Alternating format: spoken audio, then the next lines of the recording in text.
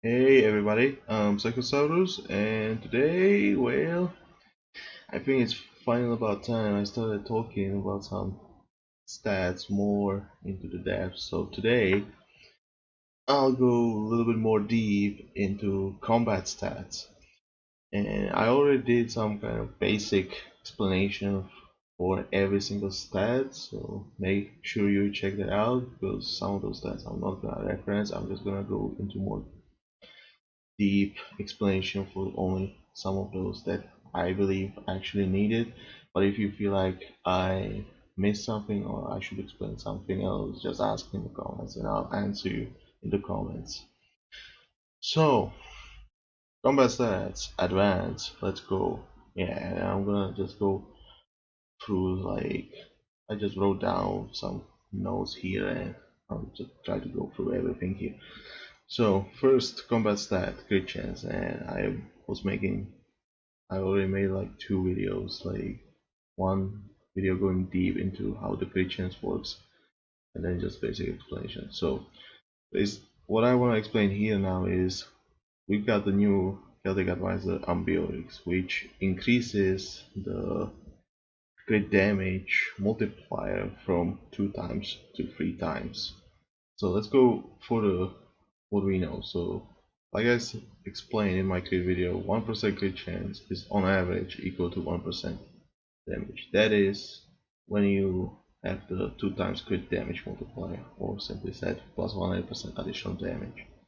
So with Ambiorix, the multiplier is now increased to 3 times. So it's additional 200% damage on crit.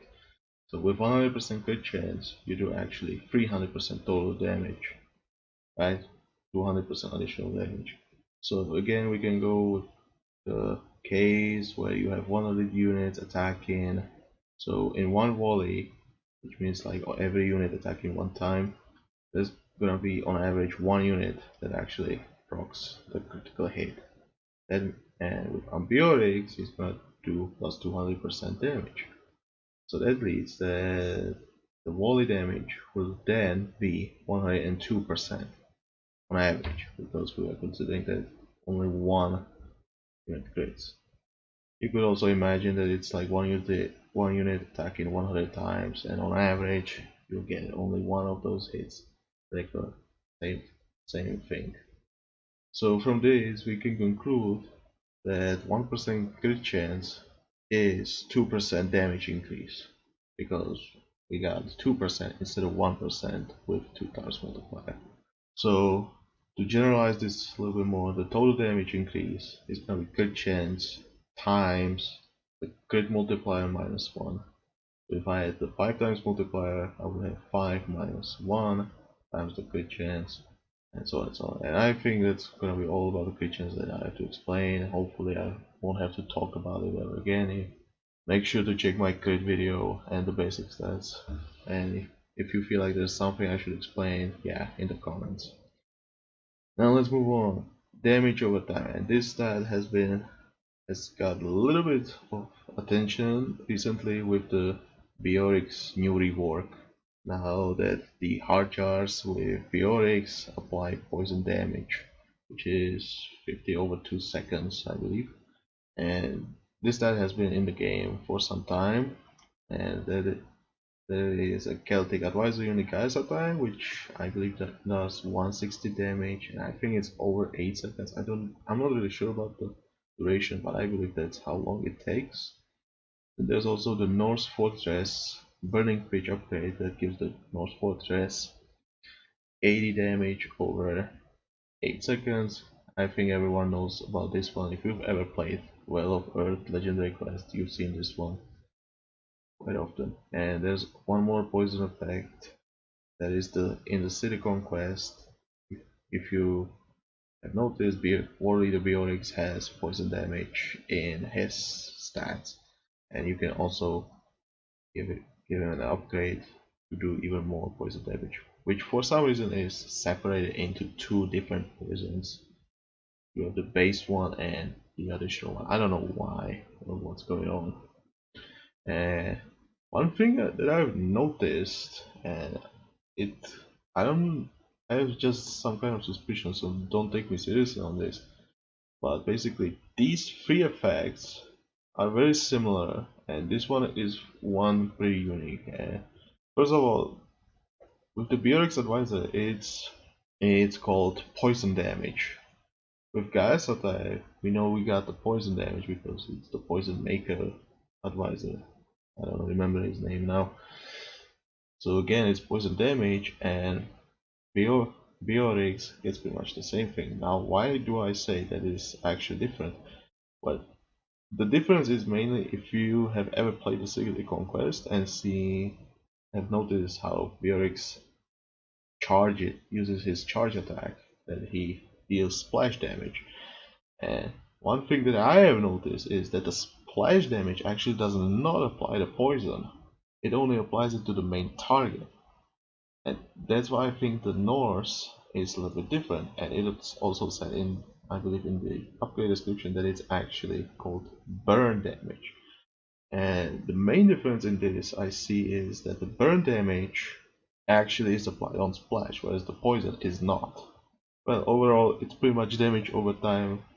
It's just that's the only difference I've noticed. I don't know if it's actually true or not, so don't take me too seriously. Just remember, hey, Fortress is actually applied in AoE, whereas Biorex does not.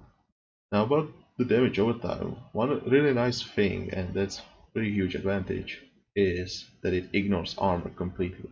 It does not matter. The unit that your unit with poison attacks will just take the base damage plus the multiplier reduced by armor, and then it will also take the poison damage, which will always lower the health by that amount. So if you have the Hardjar with 50 damage over 2 seconds, Hardjar attacks, does his normal infantry damage times 2 if it's infantry, and also will lower further the health by 50 thanks to the poison. This is probably the most noticeable, however, on the Gaia Satire and the Norse Fortress when they attack in Siege, because Siege typically has huge pierce armor, and that makes it very annoying, like dealing with ranged units and defenses, especially against ramps. So ignoring armor against those is very powerful. Another effect, which I think is rather neutral effect, but it can be a little bit more positive probably, and that's something I call panic effect. You might have noticed this when you have the Norse Fortress attacking a group of units, that the units will just start running around randomly. A similar effect you can actually see when you have, let's say you have a group of ranged units, you start attacking enemy treasure, well, not enemy, you start attacking treasure camp, and you attack the camp, the projectiles are flying, but let's say you order the unit to start moving somewhere. Now when the target is hit, you can actually see that it's actually going away. And I would say that's another way to take a look at the panic effect, is that the units that they are taking the damage think that they are, or rather they don't know by what unit they are being attacked. And this is something you can observe from the camp example, because if you have the ranged units attacking the treasure camp guy and you don't order them anything else and just keep them on the attack order, the guy will just keep running at them. But if you do attack them and before the projectile lands, move them away or give them some other order, the camp guy will just not know what's attacking because there's nothing really attacking it. So you will be confused, it just took some random damage and it will start running around because it does not know what attacked it. There is nothing attacking it, so why did it take damage, right? And that's pretty much the same thing here, because when you have the fortress attacking multiple units, those units in Splash are not being targeted, so they'll just take some random damage and they don't know what it is. And that's especially true if you have the guys attack or Archers now attacking, and let's say you are attacking them, the unit will start attacking the unit back, right? Especially if it's melee. but because it's taking the poison damage and you order your unit like to move away, it will just start randomly running around. The thing about the poison, I don't think there's any like, I don't think that the AI realizes what's the origin of the poison. That's what it feels like, that it always starts panicking. Un- Unless the unit is like doing, like, it's like melee fight, right? And it's like in the melee unit, if it stops attacking, then it will start running around. So pretty much, there is no origin for the poison damage at that point, and it just causes the panic attack running around. Why do I think it's positive? Well, if the unit is just running around, it does not do anything to your own units. So it does nothing, your units are safe, they are not taking damage. So you can take the enemy units one by one. Pretty good. Why do I think it's negative? Well, it's annoying to chase the enemy units. And that's probably the worst thing, especially if you're using hard jars only. It's very annoying when the enemy units are running around and your units are just chasing after them. Oh my god, I just hate to watch that. This panic effect is quite annoying at that point. But if you have ranged units, it's not gonna be that noticeable at that point. And another thing about this, which I think is a little bit neutral, is that units under the effect can be healed by priest, because if they are not being if they are no longer being targeted, obviously, if they are being targeted, the priest won't heal them. But if they are not being targeted, and let's say your unit died and now they are running around taking the poison damage, and they would typically die because it would be just enough. There can be a priest unit just trying to heal the unit and save it, and that can actually happen. You probably won't notice this in PvE that much, since typically you don't see priests in PvE quests that often, so you might notice it there. But you can definitely use it for yourself as an advantage against the enemy Norse fortresses in well-worth quests. So this can be an advantage to you. And one last thing about this, and I consider this one really huge negative about this stat, is that it does not stack at all. So if you have multiple guys multiple archers attacking the same target, it won't stack. The same effect does not stack. Now I'm not sure if you can stack like multiple different effects, because practically this is poison, this is burn, so I guess you can stack hard jars with the Norse fortress, but the others you cannot even like stack it with anything else. So I'm not really sure if you can stack multiple poison effects. Currently, it's even impossible to test it. So unless you do create a scenario where you have got guys attack with biotics, you cannot test it properly. And I would rather not test something that's highly improbable in the game right now. Okay, if you have any question about it again, leave a comment. Hopefully I'll answer it. Okay, and let's move on, and this is gonna be a big, very important, and it's gonna be covering armor. And by armor, I literally mean every single type. So infantry armor, cavalry armor, pierce armor, even bonus damage protection and splash damage resistance. That's gonna be all in this one. It's gonna be big. And you might have noticed this one. When you take a look at the armory, you see the armor text and it says plus 20%. But then when you research it, and your unit that had no armor ends up with 0.70 in the stats. So you might be asking why plus 20 in armory but 0.17 in stats. Well, actually it's not 0.70, it's exactly 1/6. And that way, and I will explain it in a moment. So basically, about the armor, you can have multiple points of view on how it works, and one way is, since we are talking about Age of Empires Online, everything is pretty much relative. That means everything is expressed in percentages. So the damage block, health increase, everything. So one point of view on armor can be like how much more health my units get against the specific damage type. And the other point can be how much damage is actually being reduced. And because we are talking about percentages, it can be like the increase in health. So is it doubled? Is it quadrupled? Whatever.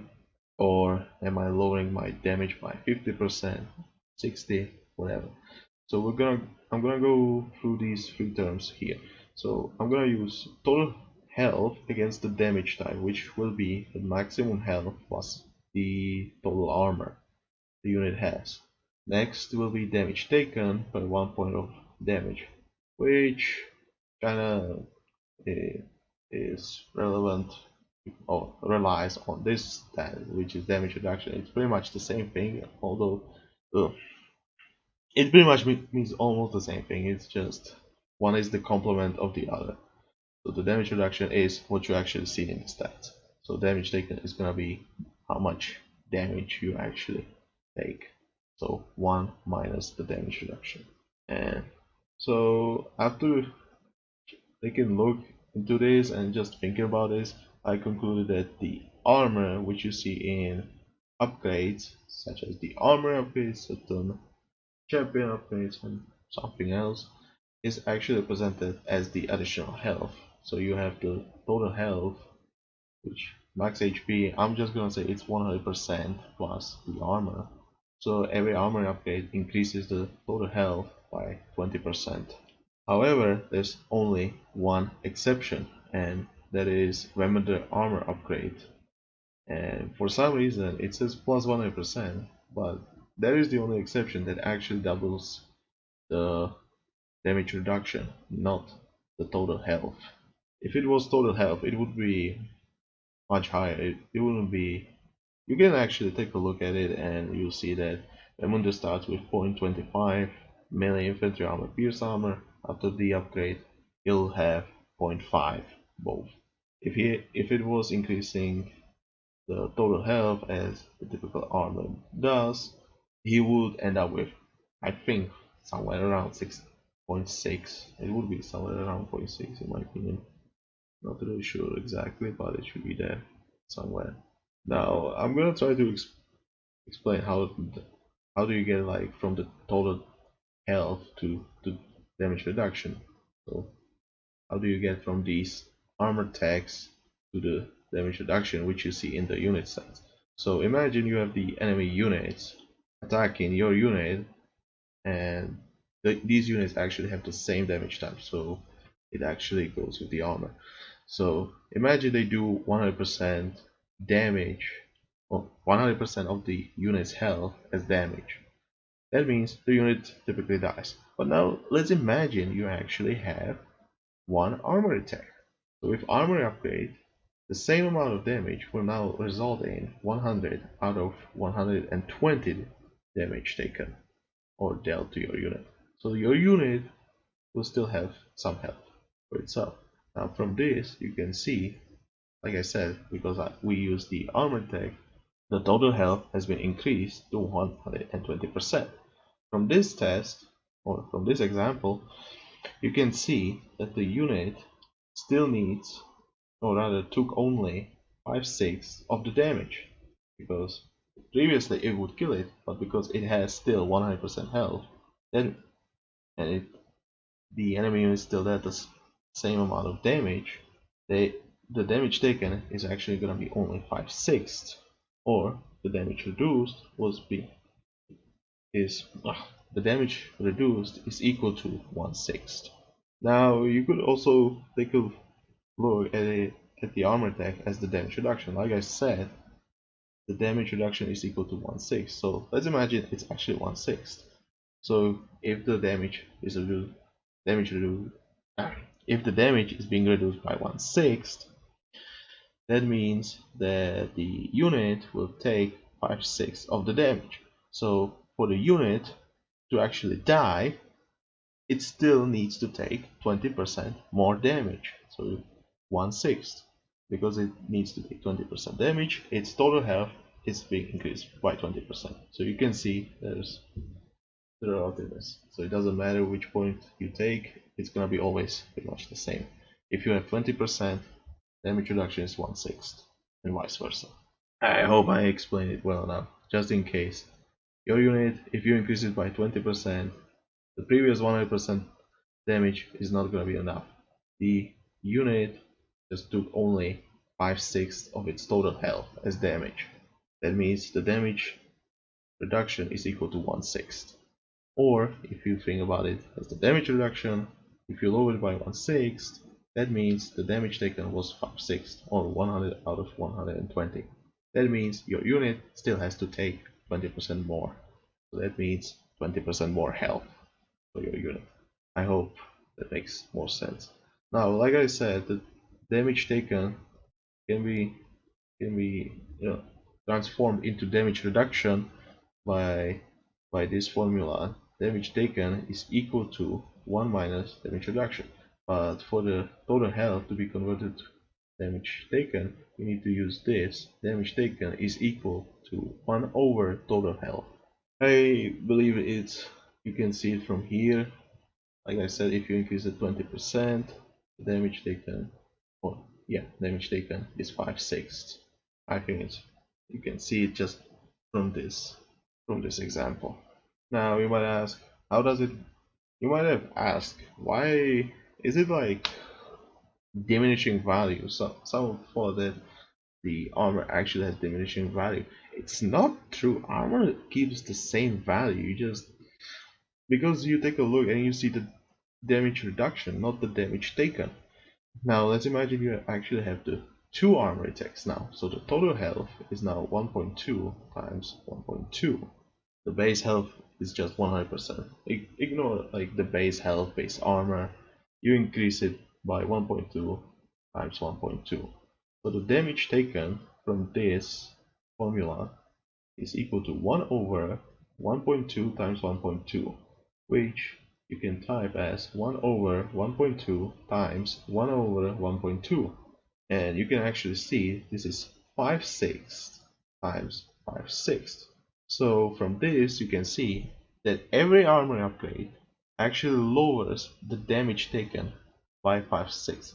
And I don't mean like the total damage taken by 5/6, but the actual damage taken by 5/6. So if you have only one armory upgrade, that means your unit is already taken by 5/6. Because 1 times 5/6 is 5/6. Now if you add additional upgrade, you again lower it by 5/6, which is equal to 25 over 36.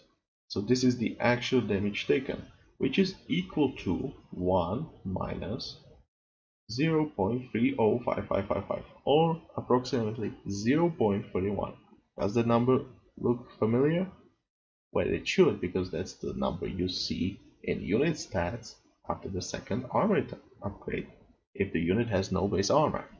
So from this, every armor upgrade lowers the damage taken by 1/6. Damage reduction 0.41 in the stats. You can see that. Now, if your unit obviously has some basic damage reduction, you can obviously go, say, typically there's 0.3, so that means the damage taken is 0.7. And if you want the total health, you just go 1 over 0.7, and that's gonna be your total health. And if you add the armor again, you can see it from here. You can go that again you have 0.3, so the damage taken is 0.7 times, and now you start 1 over the total armor, the armor increase here. So with armor upgrade you would have 0.7 times 1 over 1.2, and that's how you calculate the damage taken to transform it to damage reduction. 1 minus damage taken. Very simple. Now these calculations, like I said, this includes every armor type, including bonus damage protection and the splash damage resistance. But you can actually also calculate the same way how the snare resist works, which is not a completely combat stat in my opinion, because it's rather movement affecting a attribute, which typically in PvE, well, you don't really use it in combat that much. It's much more nice utility.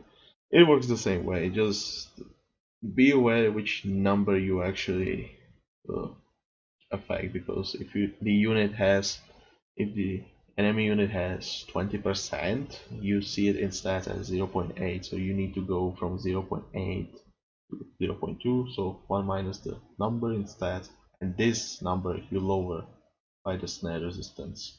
So careful with that. Now you might be asking, okay, armor is good against a specific damage type, but health is good against every single damage type, right? Well, think about it this way, that armor actually increases the value of HP of the against the specific damage type. So you might be asking, why should I go with armor versus health? Well, number one thing, armor is more about specializing, and typically items that offer you health and armor will give you better total health than pure health would give you. So just imagine I think the Delian Archon's Kuiras versus Kuiras of, I think, Rostam. That's the one that gives infantry armor. The Delian Archons gives you 86% health, and the Kuiras of Rostam gives you, I believe, something like 76% plus 16% infantry armor. So if you, well, everything stacks multiplicatively, obviously. So your total health would be the total health times 1.76% from it times 1.16 from the armor, and that's obviously gonna be higher than just 86%. So it's more about specializing. It's gonna end up better for you. Most likely you don't wanna specialize your main go-to units in legendary quests, because guess what, you're fighting everything and typically you just go and spam one unit. But if you are thinking about like more specialized army that you have, like this unit countering this unit countering this, hey, you can go with that. That can work for you. If it works for you, go ahead, do it. And like I said here, the armor increases the value of HP, which actually makes armor work really nicely with healing effects, which includes the priest healing and health regen. So, like I said, increases value of health. Health is just a certain number your unit has to take before it dies.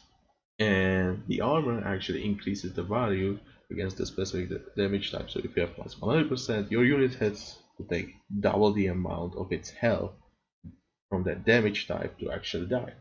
Well, with health regen, you actually increase or heal the damage taken, right? So that means you get, let's say you have the Zag item, you restore 8 health points per second.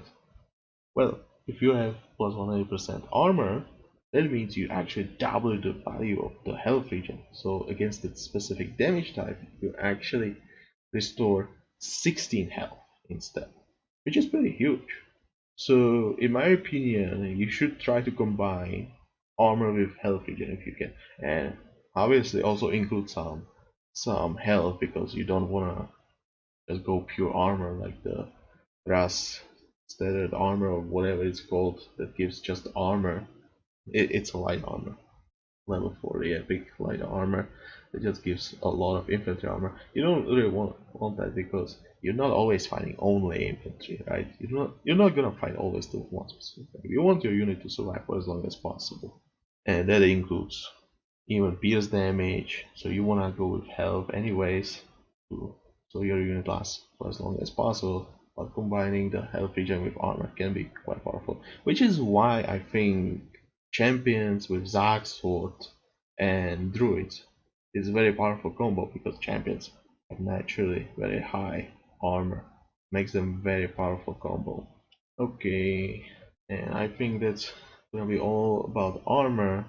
If you feel like I missed something or I should try to explain something better, again in the comment section. Now we're still gonna stay with the armor team, but we're gonna go with something different, and that is ignore armor, which is gonna be about lowering the enemy armor. Now the ignore armor actually got recently some quite nice changes. You could see that. So one big change that there was Sunder fix, because for some reason Sunder didn't work, and now it's finally properly working. You can use it. it works properly as it should. Now we got also new advisors. We got Kabek for Persians, and for Romans there will be also new advisors as well. And also Romans will have one champion upgrade for Centurion, giving them 60% ignore armor, which goddamn is a lot of ignore armor. It's gonna be huge. So you might have been thinking, how does this stat actually work? What does it actually affect, or what does it do in general? Well, ignore armor. What would you probably imagine? Ignores armor, so you could say it's something like armor penetration, which you might know the term from other games. So, better question is, more important question is, what does it actually affect? Well, like I said, you can have two different point of views on armor here. One is increased total health, the other is the damage reduction. So for me, there are only two options which it could affect: the total health, the total armor, or the damage reduction.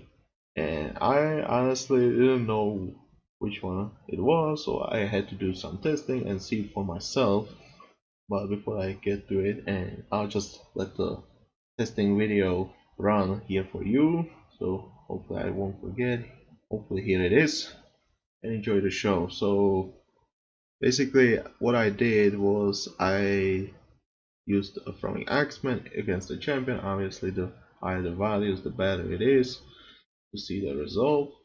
So one time without the champion upgrade, the other time with champion upgrade, and wanted to see what's the true story behind the ignore armor. Now obviously it would have different effects if it was affecting this, or if it was affecting the total armor of the damage reduction. And I had to like find find out like when would be the values where the ignore armor would be equal to 1% damage increase. So for the total armor, and this was actually one of the reasons why I was hoping that it would be actually affecting damage reductions. For the total armor, you would need a lot of armor, and just for for the imagination, you would need, let's say, the siege armor level with full armor upgrades. And I think that that would not still be enough to get it. So I was like, yeah, there's no way that's that way.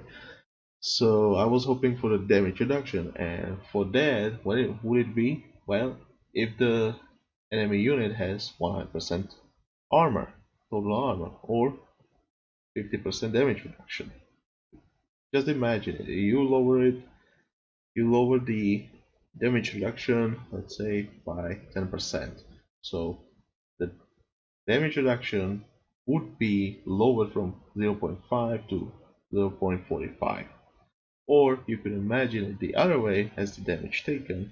The damage taken is increased from 0.5 to 0.55. So the damage increase would be 10%. So 10% equal armor equal to 10% damage increase. And yeah, after doing the test, that's my conclusion that the ignore armor actually affects the damage reduction. I don't know if there's something hidden behind it. I hope not.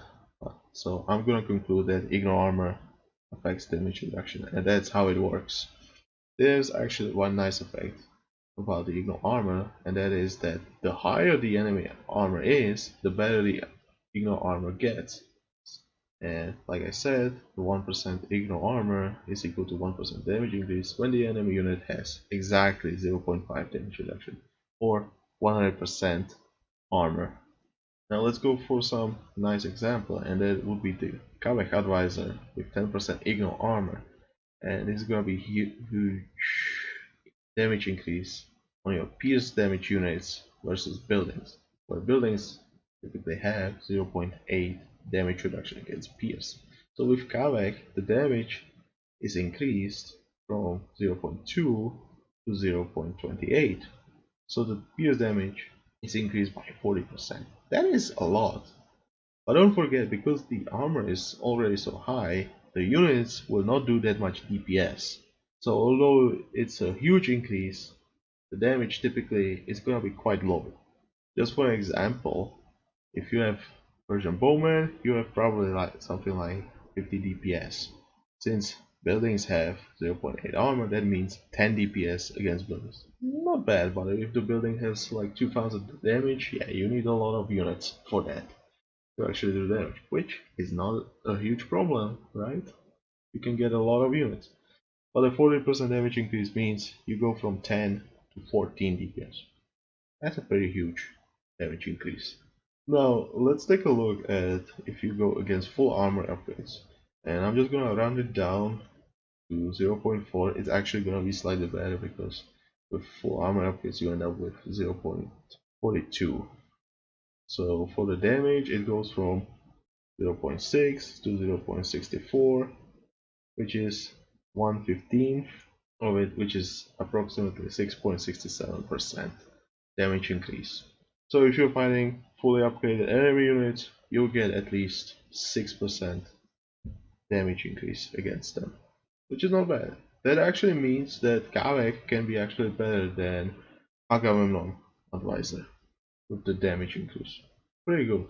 Now I could go for the others, but I told you look how to look at the ignore armor. So if you want to see how huge the damage increase is against 2 upgrades, 1 upgrade, yeah, just go and calculate it for yourself. Just remember you lower the damage reduction by the percentage. So if you have the unit has 0.5, you lower it by 10% down to 0.45. So the damage dealt is increased from 0.5 to 0.55. Now one last thing about the ignore armor, and that was something I've noticed right away when the Sunder got fixed. That is that units with ignore armor can cut down trees. But that's only true if the unit can actually hit the tree. So only if you have the splash. So berserkers with Sunder can cut down trees.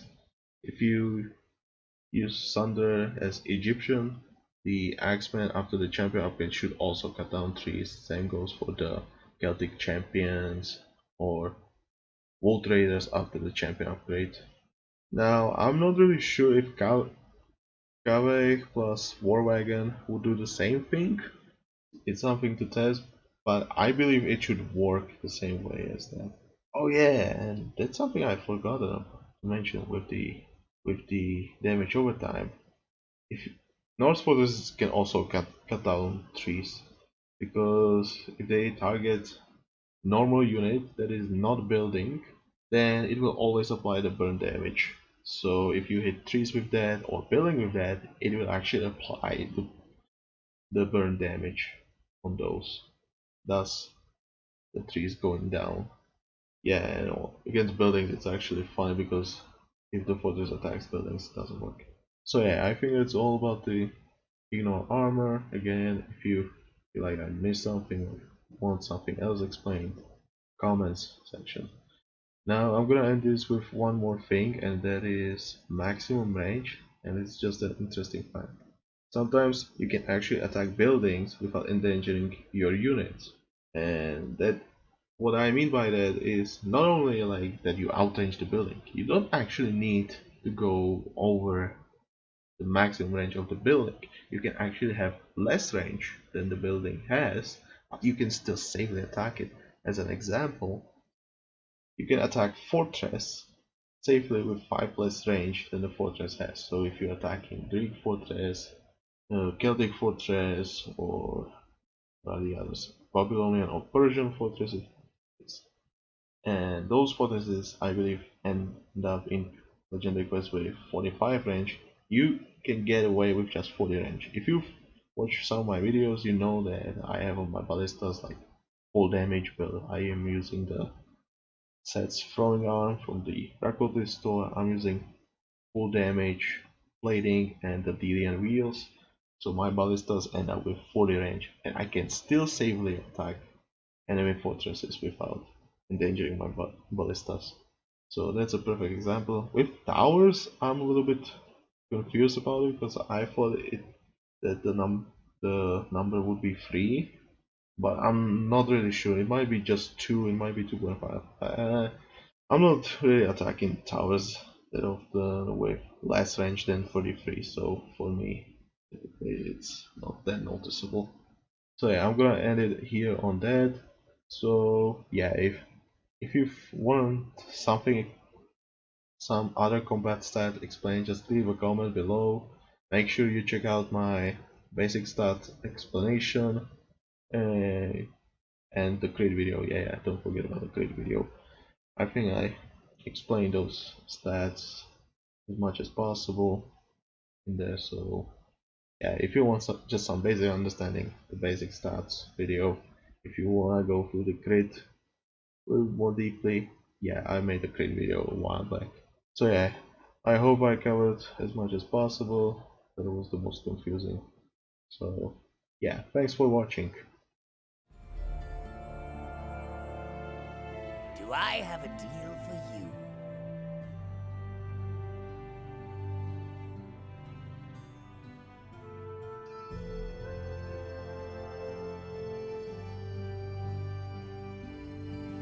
Good day.